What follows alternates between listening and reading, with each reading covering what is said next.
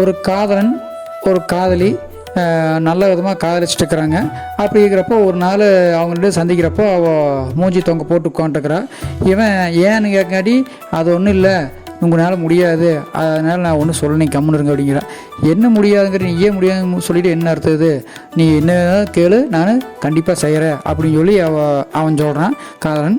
அதுக்காக வேண்டாங்க விட்டுருங்க அப்படின்னு சொல்லி சொல்கிறான். இவனுக்கு இல்லை, கண்டிப்பாக நீ சொல்லு, நான் கண்டிப்பாக நிச்சயமாக செய்கிறேன் அப்படின்னு சொல்லி போட்டு இவன் சொல்கிறான்.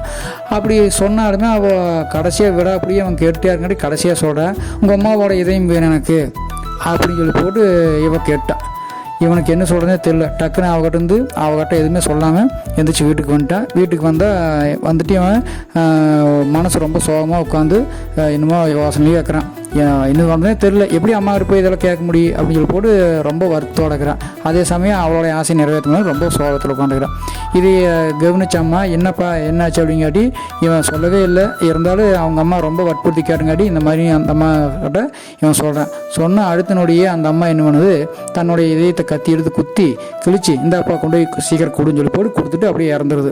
இவன் என்ன பண்ணுறான், அம்மாவை கூட பார்க்கல, அந்த இதயத்தை வாங்கிட்டு நேராக எடுத்துட்டு தன்னுடைய காதலி கிட்ட காட்டுறதுக்கு ஓடிட்டு இருக்கிறான். ஓடுறப்போ கீழே கல் ஒன்று தடுக்கி விட்டு கீழே விழுந்துட்டான். அப்படியே கையில் இருக்கிற இதயம் தெரிச்சு போய் அவன் எதுக்கால் உழுகுறப்போ அம்மா அப்படின்னு சத்தம் போட்டு வரான். அப்போ அந்த இதயம் சொல்லுது, டே தங்க பார்த்து போ சாமி அப்படின்னு சொல்லி போட அந்த இதயம் சொல்லிச்சான்.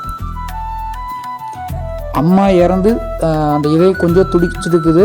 அந்த இதயம் கூட நம்மக்கிட்ட பார்த்துப்போன்னு நம்ம மேலே அவன் ரொம்ப கரிசனமாக பேசுதான்னு சொல்லி போனால் அவன் அம்மாவோட அருமையை அப்போ தான் உணர்ந்தானான்.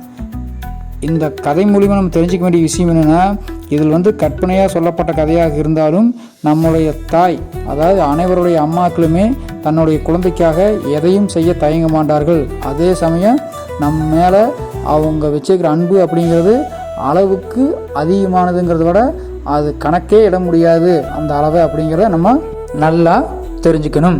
கதை கேட்ட உள்ளங்களுக்கு மிக்க நன்றி.